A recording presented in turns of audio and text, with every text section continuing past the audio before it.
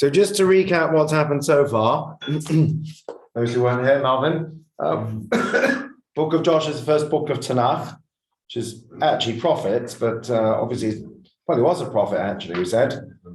Let me just drink my coffee.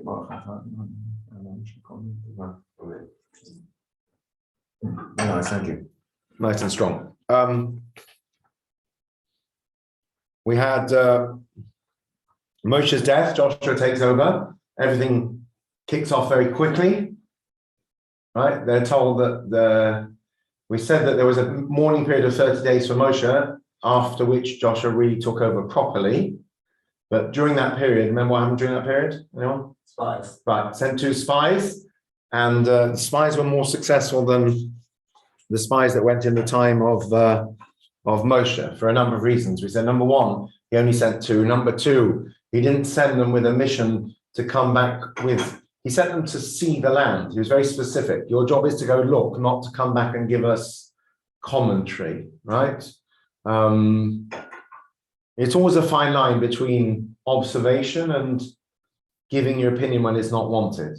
Yeah, you ask someone, if you said to your secretary, if you have a secretary or whatever, please can you order some paper clips for me? I need them for next Tuesday. And then Tuesday comes and says, oh, I decided you don't need them after all, because you can staple your papers. Well, you didn't tell me that. I didn't ask you, I just asked you to do something. Say to somebody, please can you let me know, is there anyone at the gate? Say, oh, there's no one at the gate. I happen to notice that the paint is peeling and someone should really do something about that. Okay, thank you very much. Is there anyone at the gate? But people often get caught up in things. Often that's how you find out things, is through incidental observations. I'm not saying it's a bad thing, but for example, if you're in the Israeli army and your job is to watch a certain border, somebody once told me it was in intelligence that, people think intelligence is all exciting and Mossad, and so often it might be something like, oh, sorry, I haven't shared the screen. Sorry, Pam, I thought I shared the screen. 1 second. Often it might be something, morning, Lisa. Often intelligence might be something like your job is to sit on the Syrian border and count how many buses go by every day, because that might be indicative of troop movements. Very boring, mundane stuff, none of the James Bond stuff at all. Now, if your job is to count the number of buses going by on the Syrian border, you say, well, I didn't count buses, I got a bit distracted, but there were 300 taxis per hour. I didn't ask you that, I asked you. So Joshua gives them a very clear mission. They go, of course, they find this lady Rahab, who is an innkeeper at best and a madam at, I would say at worst, whatever, realized also, we'll come to it in a minute, that her house was on the outskirts of the city. That seems that it basically straddled the city wall, which would make a lot of sense if it was a place of ill repute, because presumably people would quite like to be able to sneak in unnoticed. And we said last week that because of her profession, she was probably very well connected. The assumption is that she had high-class, high-profile clients, and therefore, when first of all she knew the word on the street when these men came and asked her what's going on, and she told them very honestly that people are actually very afraid of the children of Israel. But from the other side also, that it's probable that she was able to plant rumors. Initially, when we read it, it seemed like somebody sort of snitched on them, but the suggestion is that it was all part of a plan to, demoralize the inhabitants of, what they were at the time, Canaanites. I suppose so. They were from the 7 tribes, I think, 7 people. So it was probably letting them know that the Israelites had sent spies was all a clever plot where they would think, oh, they're feeling a bit nervous. They've had to come and send an advance party, when in reality they weren't feeling nervous at all, but it was actually a bit of psychological warfare as well. So I think we left off that she said to them, look, I've taken a bet, I've taken a gamble on you guys. I think we were discussing last week, when you have an ally and you abandon them, like we talked about the South Lebanon Army and things like that. So she says, look, I did you guys a favor. I recognize that you're probably going to occupy this land very soon, or conquer it, whatever the correct term is, probably not occupy. You're going to be in charge. All I ask is that you have mercy on me and my family. And they said, that's perfectly reasonable. I think that's where we left off. They said, they basically swore that. She told them, go to the mountains, hide for 3 days. It seems they hid in caves, and then basically they'll give up and assume that you've left. And they said, when we come into land, bind this line of scarlet thread in the window, which you're going to let us down. All very symbolic as well. She let them down with a scarlet rope. And then she said, they said, use that as a sign, put it in your window, and we'll know which is your house, and we'll basically leave you and not harm you.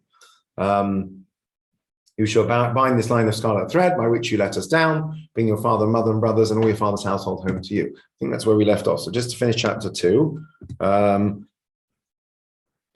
And they said to her that if you go out of the house, we can't be responsible for what happens to you. Because basically, if you batten down the hatches and you put this thread in your window, we will make sure that no one harms you. Right, so this is verse 19. It shall be whoever shall go out the doors, his blood shall be on his head. In other words, it's your own fault. We will be blameless. Whoever shall be with you in the house, their blood shall be upon the head, if any hand be upon him. So basically, stay home. And if you tell this our discussion, we will be blameless of your oath which you've made us swear. Don't tell anyone what we've agreed. And she said, according to your word, so be it. She sent them away, they departed. She bound the scarlet line in the window. Now, the next thing says, they went and came to the mountain and stayed there 3 days until the pursuers returned. The pursuers sought them throughout all the way, but did not find them. Seems they basically went in the other direction from what they would expect. So question, by the time she let them out the window, right, the soldiers or whoever had already come and said, where are these men, these Israelites? So how are they able to escape? So this is where the Mefarshim say that basically her house was by the city wall, and it basically was effectively a way to smuggle people in and out of the city, which would also fit with the professional use, presumably. Be quite handy having somewhere you can go where nobody sees you and you can actually exit the city quite neatly. So that's what happened. So as we said, the scarlet thread might be, I don't know where the red thread comes from. May come from other places, but the idea of red strings could come from here, I'm not sure. Definitely fits. So that's chapter 2. So that's this story. So Joshua has much more success with his spies than Moshe did. Also, Hashem actually did tell him this time to send spies, whereas Moshe, of course, he did. Right, chapter 3. Oh, sorry, no. The 2 men returned that descended from the mountain. They crossed over and came to Joshua and told him all that had happened to them. And they said to him, the Lord has delivered into our hands all the land, and also the inhabitants of the country have melted away because of us. Interesting, right? They were sent to observe. What was the problem with Moshe's spies? They came back with their spin. Oh, it's going to be too difficult. We'll never make it. They also did a bit of spin here, but it was positive. So I guess everyone was happy with it. Right? So the Lord has delivered it into our hands, all the land. The inhabitants have melted away because of us. Basically, they're terrified of us. It's interesting also psychologically, completely different perspective. Right? The spies in the time of Moshe said, we appeared like grasshoppers to ourselves, and that's how we appeared to them. And the Farshim say basically they had no self-confidence, no belief in. I mean, there's different explanations, right? One explanation is that they were so holy they wanted to stay in the desert. But in simple terms, they didn't believe they could do it. Here they come back and say, basically, we are strong. We'll be okay. And also notice, I don't remember in chapter 1, at least 2 or 3 times, God says to Joshua, Chazak ve'mat, be strong and be courageous. And I'm not saying he never says that to Moshe, but it's interesting, different leaders through history. When we get to Samuel, we'll see that King Saul spends a large portion of his life paranoid that someone's about to depose him, with good reason, because Samuel says to him, you're going to get deposed as king of Israel, and someone else will take over. And of course, the person who takes over happens to be the musician that's calming him, that's in his court. So he doesn't get any reassurance from Hashem, but Yoshua gets a lot of reassurance from Hashem repeatedly. Right, so they've done their mission, they've come back, everyone's safe and well. They've got this plan in place. They've also guaranteed safety to Rahab and her family. Saul knew that David was a threat, though, because of the Machachodesh story. Yes, that's when by then that's when it had already all kicked off, basically. Yes, so that point that, we'll get to it, it's really interesting. Just before, there are a few times that Shaul tries to throw a spear at David. And each time, I remember he was his son-in-law as well. Right, Michal, his wife, was Shaul's daughter. So it's all very, not incestuous, but very complicated. As it was with all the royal families. Yes. Israel going through. So David initially feels that Shaul is having a manic episode, and he sees that he's not right. And he only throws spears at people when he's not right. And I think just before the Machachodesh episode, there's a time when Shaul throws a spear at him or whatever it is, when he appears to be lucid, and that's when David says, "There's a problem here." Right. The truth is, if someone's having a manic episode, they stab you, it's also quite painful. So it doesn't actually help. But in terms of the psychology of what's going on there, it's quite interesting. When David really realizes what's going on and says, "I got to get out of here," that's when he makes the plan with Jonathan. Is when it seems that even when he's lucid, the king wants to kill him. I don't know if we're told that Shaul ever knows that David is the pretender to the throne, by the way. I think it's just general There's not paranoia.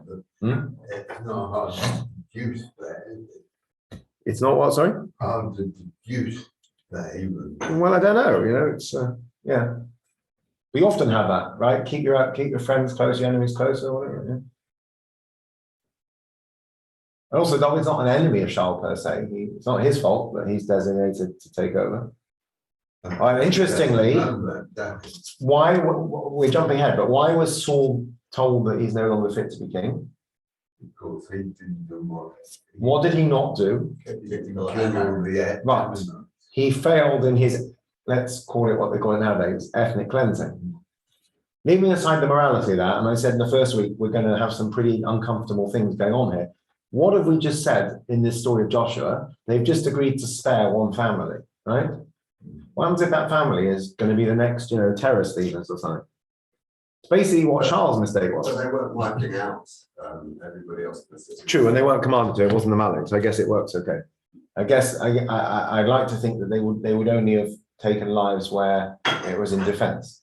The whole thing's the modern day IDF is a defence force, but back in these days we were out conquering places. I presume we follow the Torah precept that says you initially sue for peace. Say, look, you know, we're here. If you want to surrender, that's fine. We won't hurt you. But if not, you know, we can't be responsible for what happens. I'm assuming. Like I said, it's hard to understand in modern terms because most of us have never known. We've never known traditional warfare. Most of us, even the wars that have happened in recent years, have been in foreign countries, often over strategic things rather than existential, except for Israel, obviously. World War II was an existential threat to Britain. The threat, very real threat of, I don't know exactly how they would have done it because we're in Ireland, but the reality of German occupation across Europe. You know, Iraq, Falklands, they're all strategic wars. Well, I mean, they're over land. Existential threats to the people who right. live in it. America's never fought a war that is a threat to, except for the war on terror. This is why Americans were so thrown by 9/11, because America's always at war with someone, but it's usually in foreign countries, Vietnam or Korea or wherever it is. Suddenly, Don't go that far back. when they face the threat. War, the Canadian Okay, but you go back, yeah, not in our living memory. No. So in our living memory, America has never faced an actual threat to its own existence on its soil until 9/11, when suddenly people felt like there's a war on our doorstep, and people were very, very shaken by it. Because normally wars happen in foreign lands, and everyone was very patriotic and support the troops and whatever, or not, as the case may be with Vietnam. Whereas Israel, of course, every war is an existential threat. You can't afford to lose one. It's a completely different, you know, it's not the luxury of saying, you know. But back then it was very different. We were going and conquering places. So let's have a look at chapter 3. Okay, what do pious people always do when they have something to do? What do we learn from Avram? What time do you get up? Early in the morning, right? So first thing, chapter 3. First one, Joshua rose early in the morning. They moved from Shittim to the Jordan, he and all the people of Israel, and they lodged before crossing the Jordan. And it was after 3 days, the officers went through the midst of the camp. It's 3 days again. 3 days is always a preparation time. We spoke about this last week. It's always 3 days. Doesn't tell us explicitly. Oh, 3 days that the spies were in hiding as well. Okay, so that would have corresponded with the time for them to get back. So what happens next? They commanded the people saying, when you see the Ark of the Covenant, okay, so let's be clear. They dismantled and carried the tabernacle with them, the Mishkan. I don't know how large or how much space that took up. I imagine it was quite an undertaking. I mean, if you think, the only thing I can picture in my mind is when you see a circus or something, you see a whole, you know, convoy of all these traveler convoys. You see a whole convoy of the circus is probably a better example because they have all kinds of equipment and buildings, not building, structures and whatever. Yeah, like tents and frames, and you know, they have loads and loads of trucks, all with equipment. So not what the Mishkan was like, but here we're talking specifically about the Ark. So the Ark of the Covenant, which we know was normally carried by the Levian, normally was in the center of the camp. Everyone encamped around the Ark. We're going to see that here, the Ark takes on a very different role. Don't try this at home with your Sefer Torah, by the way. Take it into the river. So when you see the Ark, the priests, the Levites bearing it, you shall move from your place and go after it. So basically, and this is very symbolic as well, we know a king had to carry a Sefer Torah with him at all times, literally all times, but it was part of his, sort of in his bag, as it were, right, to remind him where he gets his real authority from. The children of Israel, when they're traveling, right, in the desert, they have the clouds and whatever. Now, they see towards the ark. The ark is going to lead them. So there's a great symbolism to that as well. They are led by their Torah. Right? They have to have a military strategy, yes, but they're led first and foremost by their Torah. So the ark shall lead you to be a distance between you and it, just 2,000 cubits. Do not come near it, that you may know the way by which you'll go, for you have not passed this way before. Basically, the ark will lead you. So two things it says here. Number one, you should have some distance. This seems to be quite simply, according to commentaries, a bit of health and safety here. If everyone crowds around, then it's not very safe. So keep your distance, and probably also out of respect. Why 2,000 amot, which is about 1 kilometer? Anyone know? So there is a concept which we very rarely have to deal with in the city called Tchum Shabbos. The Tchum. You may have heard the phrase Erev Tchum. Basically, Tchum Shabbos Rabbi, is... Yeah? Rabbi, is it the distance you can walk on Shabbat? Correct. So it's so if you're in the countryside or in a village or you're in like a yeshuv somewhere, you'll often have a boundary. You can't go more than 2,000 amot, which an amot is about, it's actually a arm's length. So it's 50 centimeters, we say normally. 1 kilometer, I think that is, right? Yes. So you can't go more than 1 kilometer outside the city limits. So there is an issue, for example, if you live in Radlet, there's no mikveh in Radlet. If you wanted to go from Radlet and walk to, I guess, Bournemouth or Edgware would be your option, I believe there's a problem doing it on Shabbos, because Radlet is basically a village surrounded by countryside. So although Radlet might be a London, it's not a London borough, in fact, it's probably, yeah. So although we call it London, it's not really. So I believe, because I many years ago looked at this issue, I think you may have applied for a job there, and there was no mikveh, and you couldn't even walk to the nearest mikveh on Shabbos. So when you live in a big city like here, even here actually, Epping, so Rabbi Posen's in Epping, he can't, if he wanted to walk to Woodford or Buckhurst Hill, Gantill's a long way already, or Loughton for Shabbos, I believe he can't halachically, because there's a sufficient distance outside of the built-up area that basically it's considered a city limit. Can't you do something when you get that, like eat? Yes, well done. So people sometimes, what is an Eruv? An Eruv is something that joins more than one place together, right? So an Eruv in a city joins all the houses, and Eruv Chatzerot joins, we have one with the shul here, for example, if you have an apartment building, load of Jewish people living, you basically do something to make it a shared area. So what you can do, I can't remember exactly how you do it, but people do it sometimes in camp in the summer. If you've got a camp in the middle of nowhere and you want to be able to go walking, is you basically have to take some food for Shabbos, like we do for another type of Eruv, and you put it at the edge of the city limit. You put it at your 1 kilometer. I can't remember exactly how you do it. And that basically then becomes the center of your Eruv, the center of your universe, as it were. So now let's say we're on an island, not an island, let's say we're surrounded by forest completely here with no houses, right? And let's say we wanted to be able to walk on Shabbos.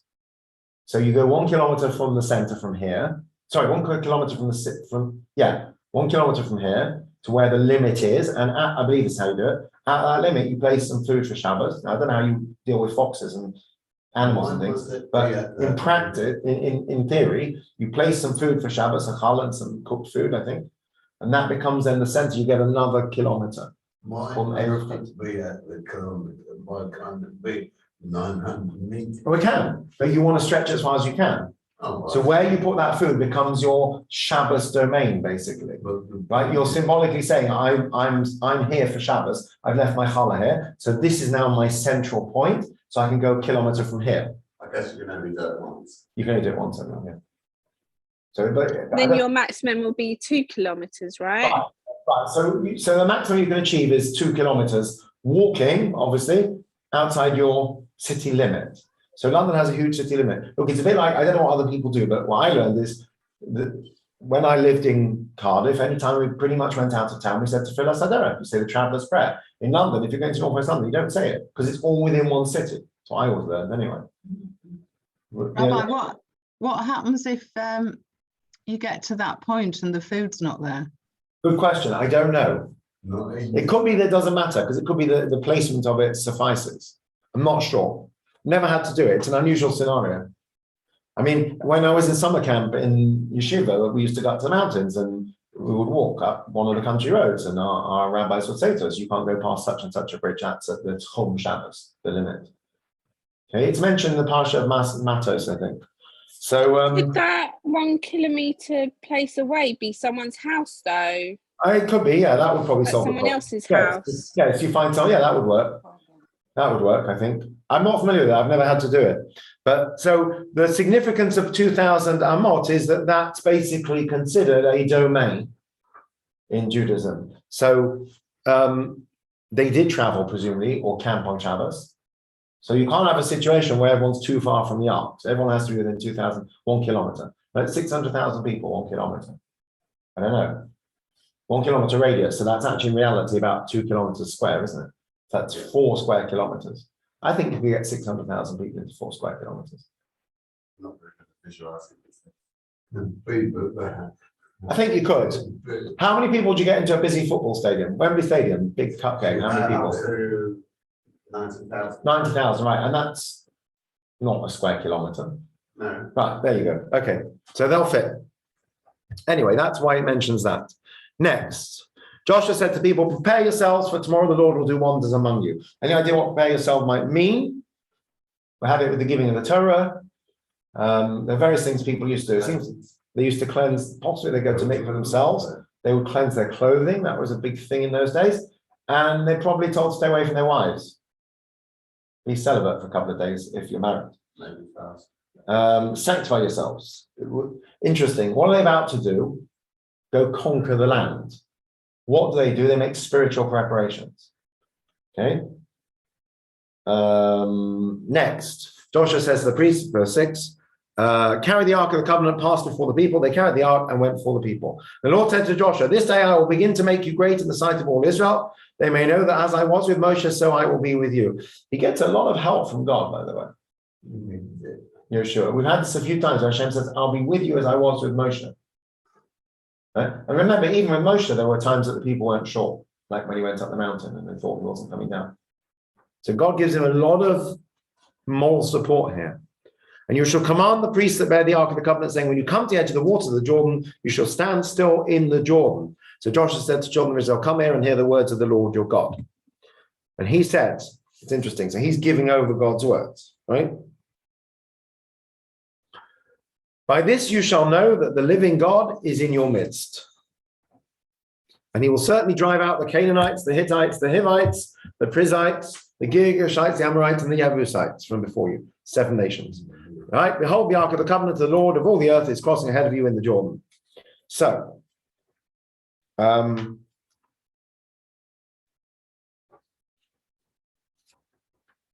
what happened at the last time the sea split?